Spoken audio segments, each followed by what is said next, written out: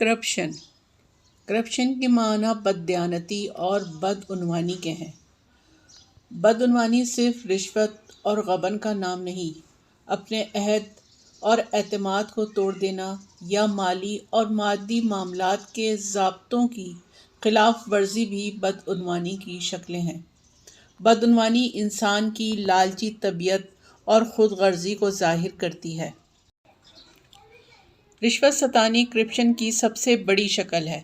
رشوت میں پیسہ، گاڑی، زمین، کاروبار، غلط کاموں کی پردہ داری، اپنے اختیارات کا غلط استعمال سب ہی شامل ہیں۔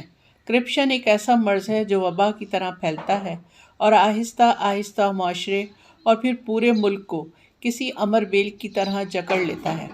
ہم سب جانتے ہیں کہ اس موذی مرض نے ہمارے سماجی، سیاسی اور روحانی زندگی کو تباہ کر کے رکھ دیا ہے۔ کسی برائی کے خلاف جدوجہد کا انحصار معاشرے کے اخلاقی معیار پر ہوتا ہے۔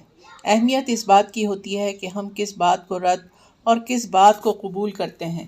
بدعنوان رویوں کے ساتھ بدعنوانی کا مقابلہ ممکن نہیں۔